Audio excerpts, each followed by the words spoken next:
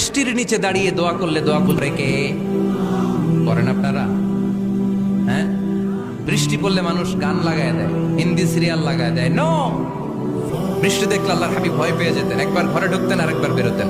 আম্মা জান আয়েশা বলতেন, ভয় পান কেন?